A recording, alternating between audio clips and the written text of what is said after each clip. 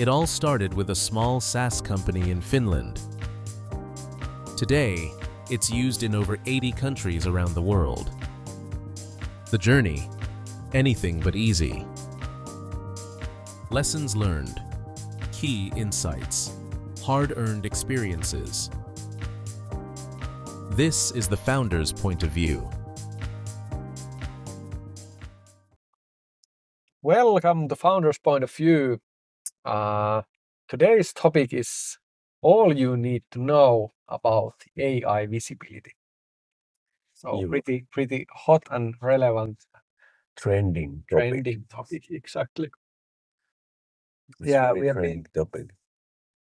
For the last 2 months, me and Johannes, we've been working with this topic like very hands-on, because it has become relevant for our company as well, of course, because of our own AI visibility, but also our customers' AI visibility, because it's turned out that the reviews are one of the most effective assets when it comes to the AI visibility. So that's kind of the context for this discussion. And we have developed the features during the last maybe 6 months related to the AI visibility and to help our clients to get more visibility in AIs.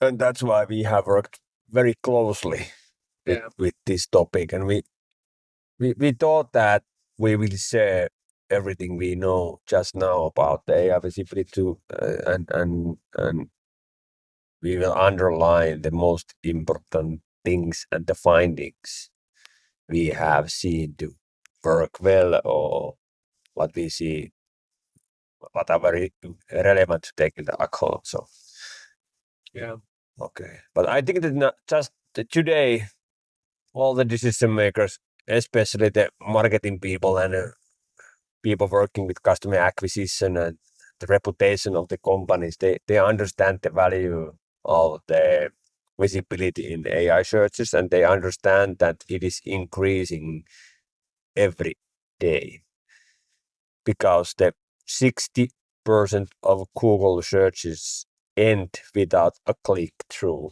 So I think that is the biggest. Yeah, it's huge difference compared to the old world. And 50% of Google responses already include an AI summary, and that will also increase in near future. So people, they give access to the AI to do the search about the services and the problems they have, but in future they will also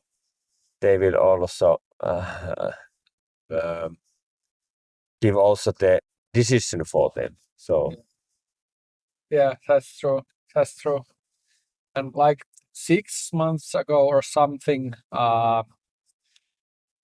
like using AI for different search purposes was quite low, I would say.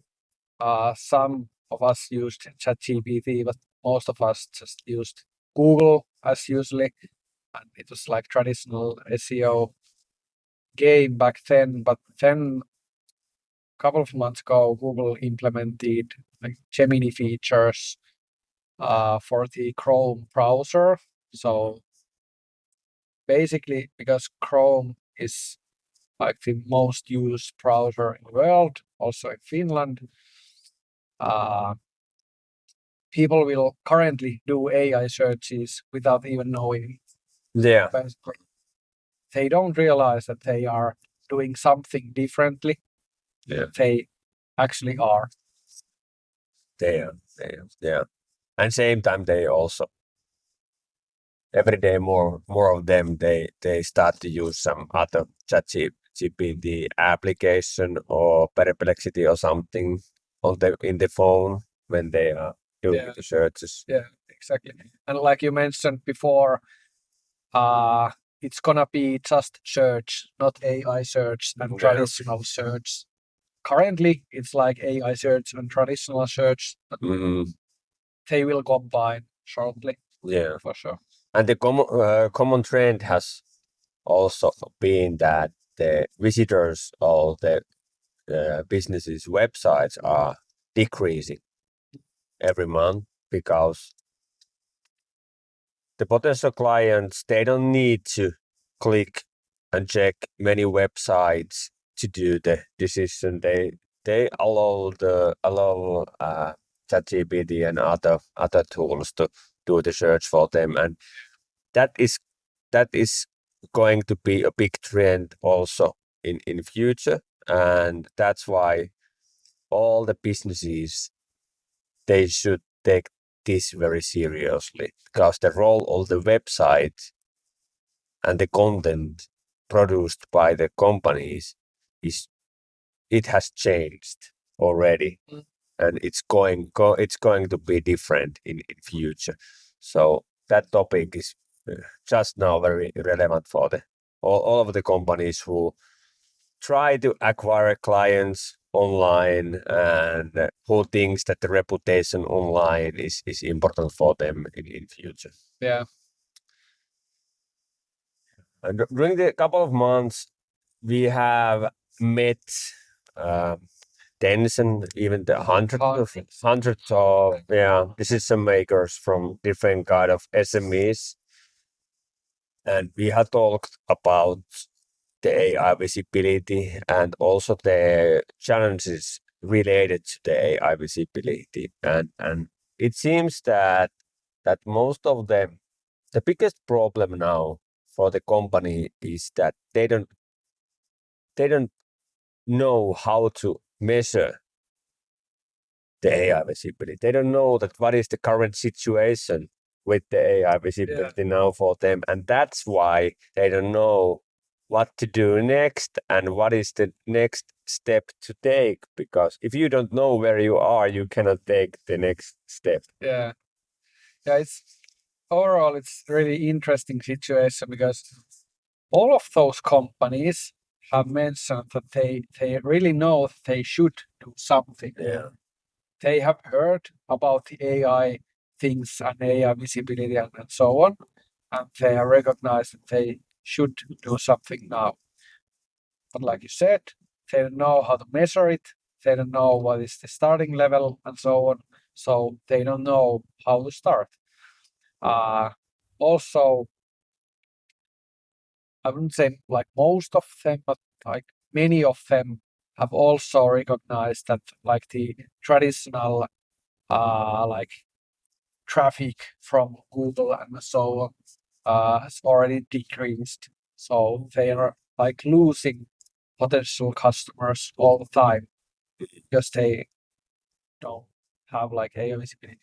Yeah, and they are a little bit scared because they don't know that where are those visitors who used to visit their website and who used to search answers for their problems and the questions from their website, and they don't know that how their own brand is now now connected to those situations where people are asking for help or looking for different kind of answers to the problems, and because they don't have that visibility and the metrics and not any tools for AI visibility. They are likely getting some new potential customers from AI searches because they don't measure it. They can't recognize it. So yeah. And of course, every time when there is a new topic, a new responsibility to take, there is no budget for that, there is no resources for that, there is a lack of expertise, technical expertise for it, and that's also one big challenge for the companies, that they don't have anyone who is the most responsible for that topic, and they know that they don't have spent enough time with that topic yet. Okay, how about the search engine optimization? We have heard that there are companies who are saying that who say that we have done a search engine optimization, so we are secured now with the AI searches. Is that true? Partly, I would say. So basically, the strong SEO is very good base for the strong AI optimization because there are similar elements like link building, Content producing. of course. Yeah, it really creates like good base level for the AI optimization. But there are still some like new layers. Like the most important of those is third-party layers. So, for example, like third-party review sites, Third-party mentions. also, yeah, also social media sites. So, like in traditional SEO, your goal is mainly to optimize your own website for the search engines. And when it comes to AI optimization, you should somehow try to control all the like, All the content. Exactly. all the content like internet. All the content related to your brand or your services. Yeah, that's true. That's like the biggest difference. Yeah, it's a little bit different. Yeah. Commercial break. Trust Mary in 30 seconds. Trustmary helps companies to automate the review and feedback collection and utilizing in their marketing. We are a Finnish company, but we are already operating in 80 different countries. Our product is especially designed for the companies doing service-oriented business coming from traditional industries. If you need any help related to these topics, just reach us out on LinkedIn. We are happy to help. And now back to the story.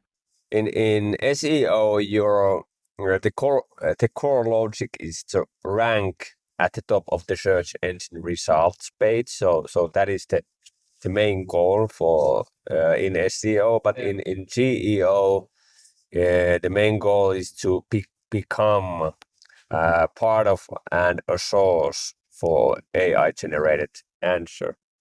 So I think that's a little bit different. And when a typical user search something from the traditional Google or Bing, for example, they might search that best vacuum cleaner, for example.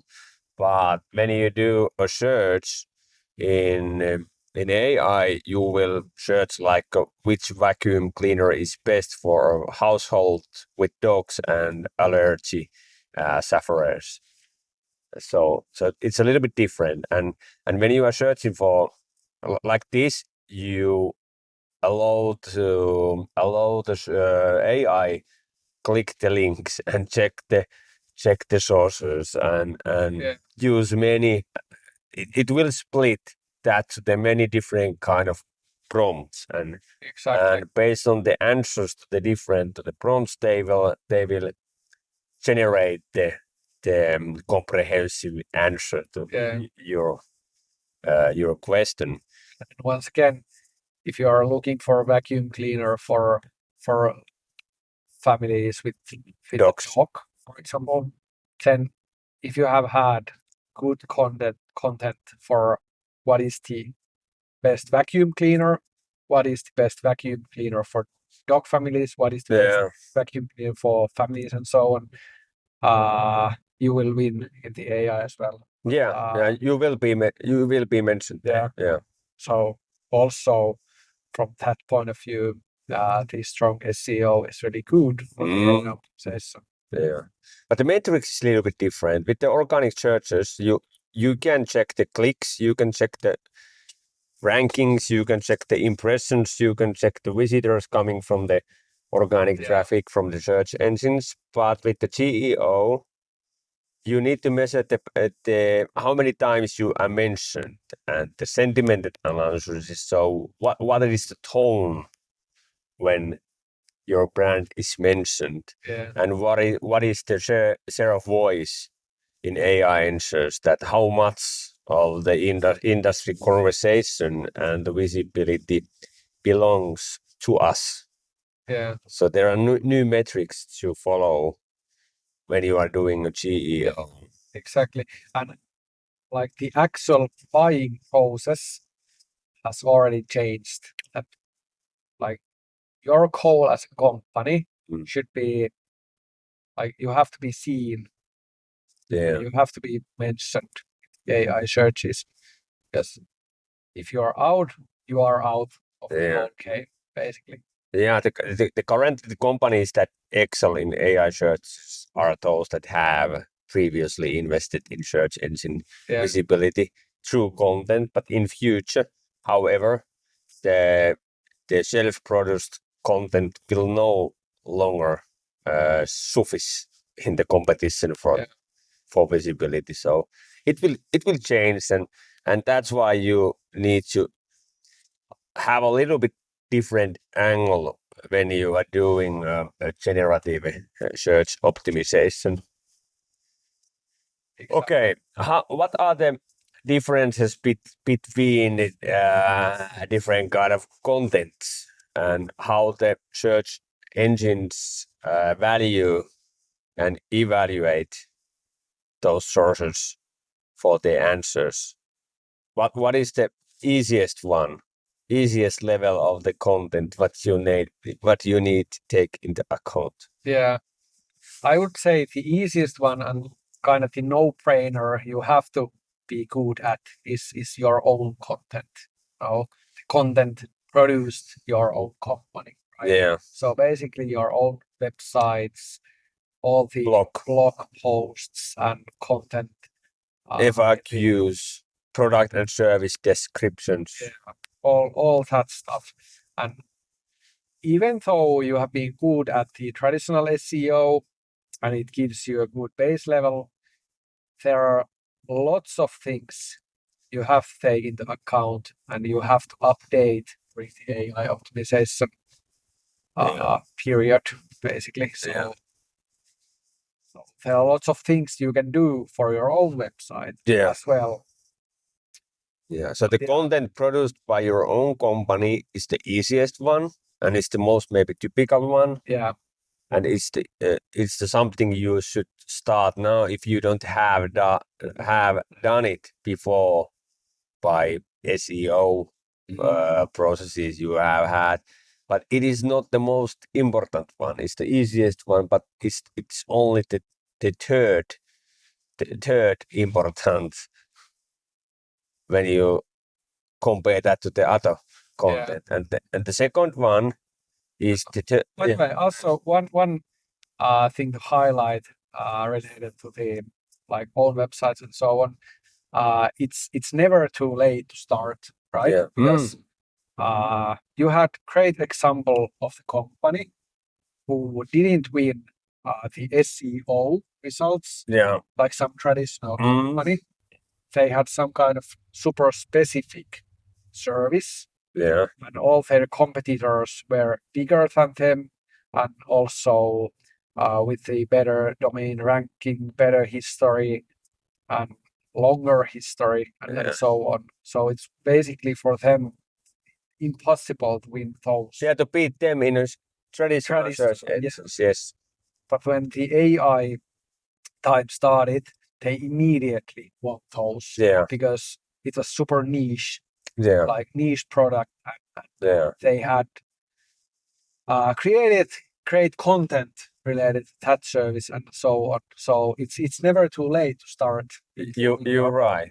You're right. And as a small player, you can win big in AI searches, and you can do that quickly. And that example you just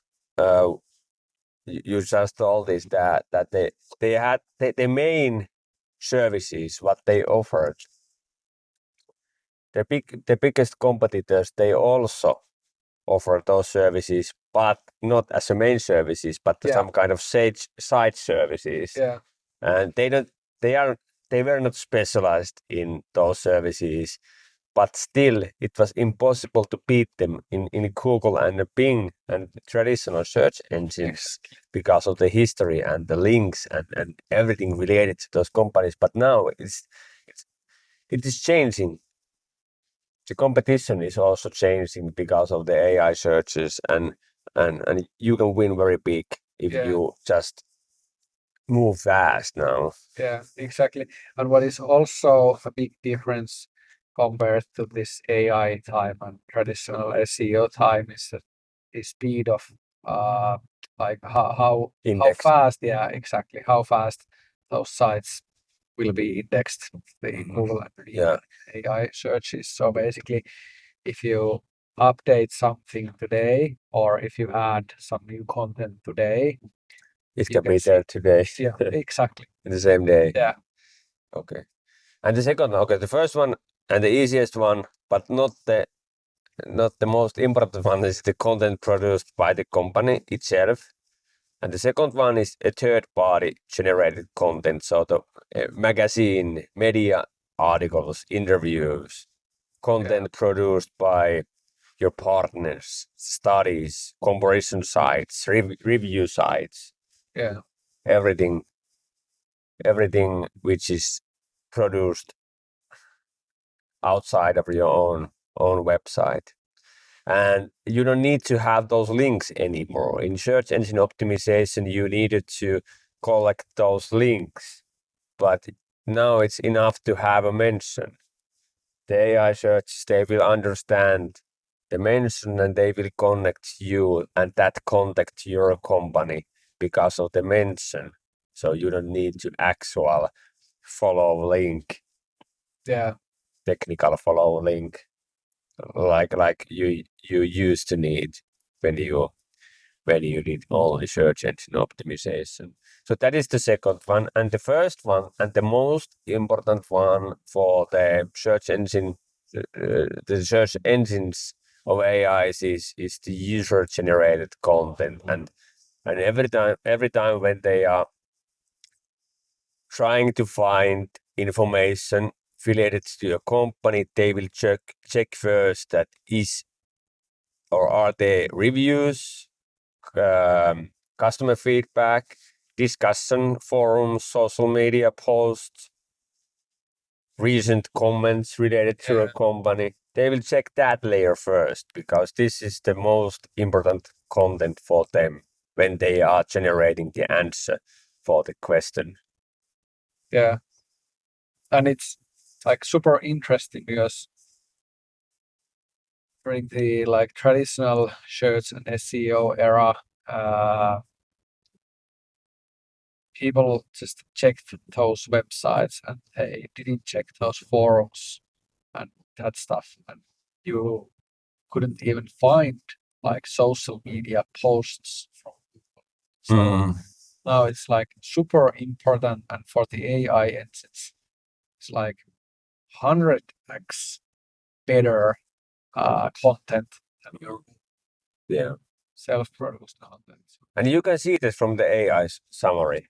When you're doing a Google search and nowadays you are getting that AI summary, and if you check the sources of the AI summary, there will be a lot of third-party links and third-party sources, but also if some company, if they have anything produced by the clients in forums, discussion forums, on the review sites, those will be there.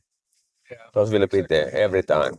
And related to this, it's like super important. I think we have talked about this before. So what comes to the whole review field, you have to choose if it's you sitting in the driver's seat of the review bus, or are you just one of those passengers in the bus. And in the AI era, it's like even more important that you have to be on the driver's seat, because if you are not, you are just basically giving the keys of your company, like brand image and reputation and all that stuff, to random passengers. And that's not the ideal thing, because then they can choose how your brand will be seen in the AI searches. So And that is something what we have been able to help during the years our clients to automate the collection and the displaying their social proof online. yeah, So we are specialized in that. and it's relatively easy because you can automate everything. So basically, the idea is that you just have to ask for feedback and have to like ask for new reviews all the time and get fresh reviews, get them to the mini channels and so on, use third-party layers and all that stuff. So it's nothing super magical. Yeah. Just like building routines and You're right. automations and stuff. You're right. Okay. Once you start to produce those content and take that topic seriously, I think that you need to also understand one very important topic and important thing, and it is that there are two kind of searches you should measure and you should start with. So there will be brand searches. So the search is related to your company and your company name. So is this company legit? Yeah. For example, or experiences and reviews of this company and of this service from this company.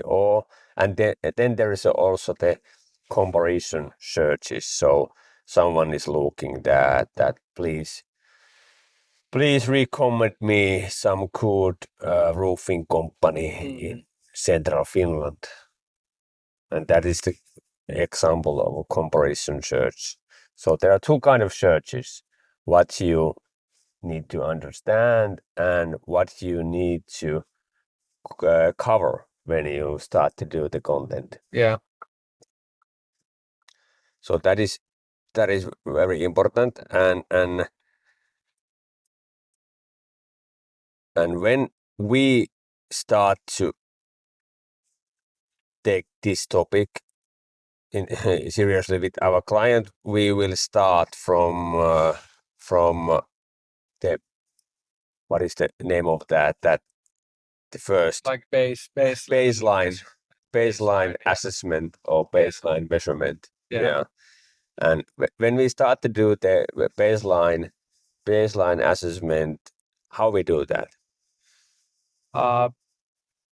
What comes to like measuring AI visibility in general, there are not many different ways currently because different LLMs such as ChatGPT and Gemini, they don't give you any data. So like in the traditional SEO, you have lots of different data and you can measure different things pretty accurately. But from the LLMs, we don't really get anything. So basically, currently, the only way to measure it is to give some prompts and keep measuring those exactly same prompts every day and many times a day. So like understand how the results will like modify during the measurement period. So that's basically the only way to do it.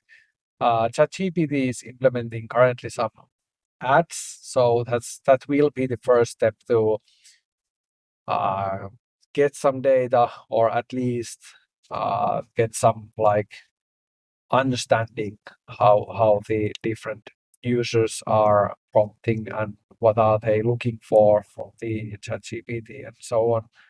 But like prompting and measuring those same prompts, that's the only way currently, and that's the way all the like dashboard softwares and all the measurement softwares do it currently.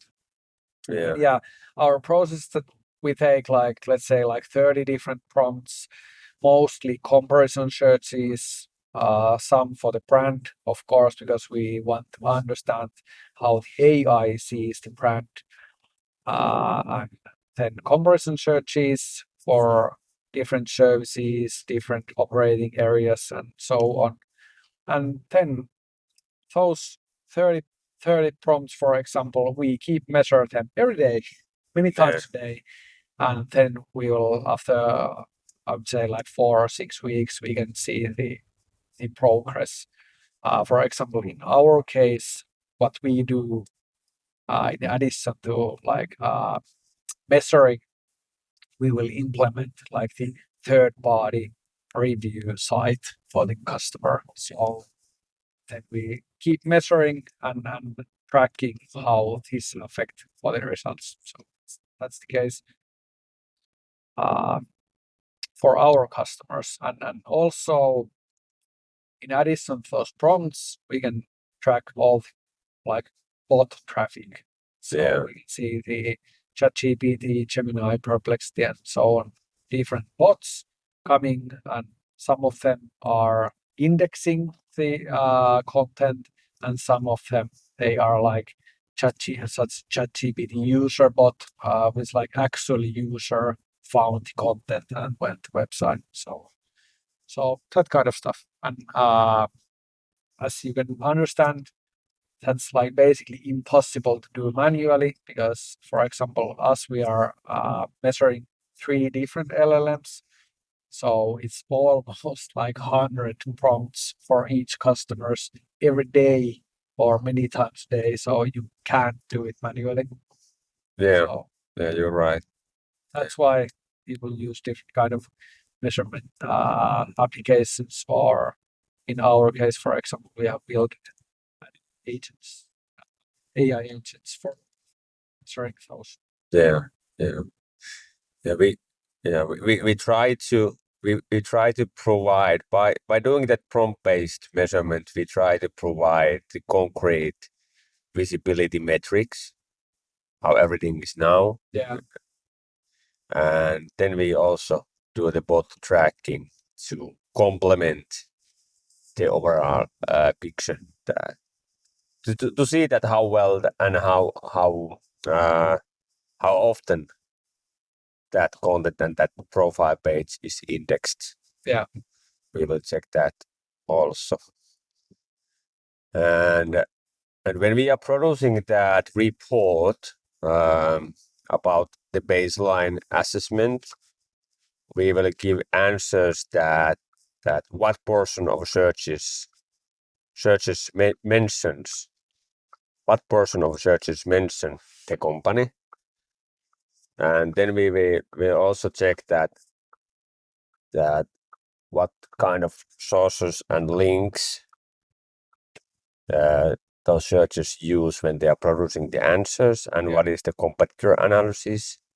So it's, by the way, super interesting part of the like the baseline report. It seems to be the most interesting one for our clients, that they will. Of course, they want to see that what is the comparison, competitor comparison. They want to see that very quickly when they open the report.